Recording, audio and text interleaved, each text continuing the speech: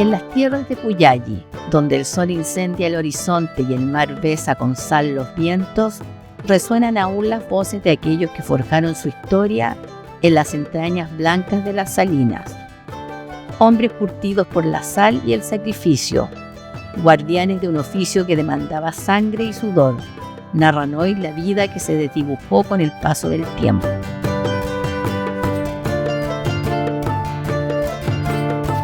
Don Jesús Bernabé Báez Encina, conocido simplemente como Bernabé, rememora con nostalgia los días en que las salinas eran el latido de su pueblo.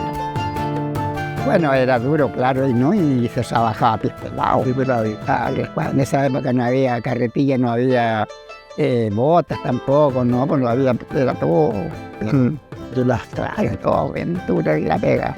Pues todos los días le iba recargando el jefe, más sal se iba produciendo, él le ponía más agua. Por decir, llegaba a colocarle un cuartel entero al oso cuartel que estaba. Claro, una cantidad de agua más o menos, no esta cantidad. Y esa se debía, porque si lo llenaba mucho no se cuajaba ni secaba.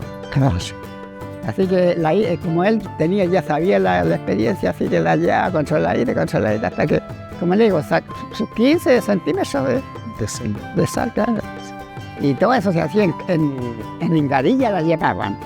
En unos palos largos, uno adelante y otro atrás, y lo poníamos una cosa ahí al cuello para que porque eran 120, más de sus 3, 4 sacos de sal que iban en una engarilla, y ya puro pies pelados teníamos que subir. Teníamos que caminar más o menos, a veces había que caminar 200 metros con las carretitas, con las engarillas en el hombro, y no se podía bajar, pues no. Había que ponerlas para llegar limpio. No, tenía que ir limpiecita, claro. No, la que se daba vuelta se perdía esa carretera.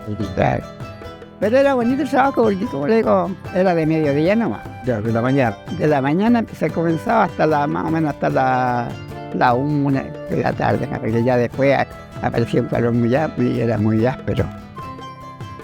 Sí, brotaba sangre en los pies cuando ya... Bueno, nosotros que éramos jóvenes, porque se trabajaba a trato. Ya. Entonces, como nosotros éramos jóvenes, así que la poníamos, ya le decíamos al jefe, ya don Primitivo se llamaba el calle, ¿no? Don Primitivo, nosotros vamos a trabajar después de almuerzo. Ya, pues sí, que ustedes son los que saben. La faena comenzaba en septiembre, cuando el calor aún era tímido. Se preparaban los cuarteles, se limpiaban los estanques y se guiaba el agua salina en su danza eterna. Tenían un contacto interno, no llamados cuarteles, y que se producía la distribución, como le decía el caballero, cuando el agua se condensaba.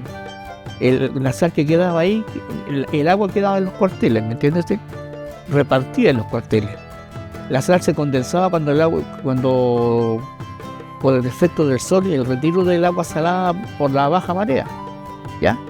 Esos eran como los pedacitos de...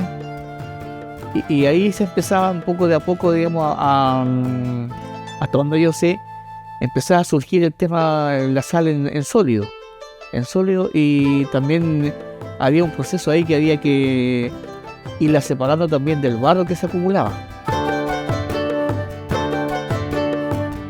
Con la llegada de la reforma agraria en 1965, el paisaje de Puyalli comenzó a transformarse.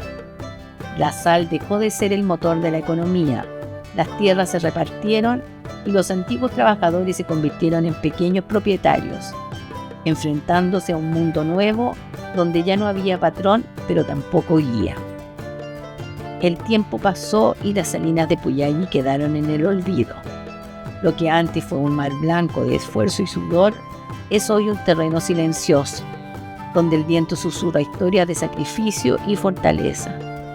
Pero en la memoria de Bernabé, de Aníbal y de todos aquellos que pisaron esa tierra descalzos, las salinas aún laten, aún brillan con la luz implacable del sol sobre el agua dormida.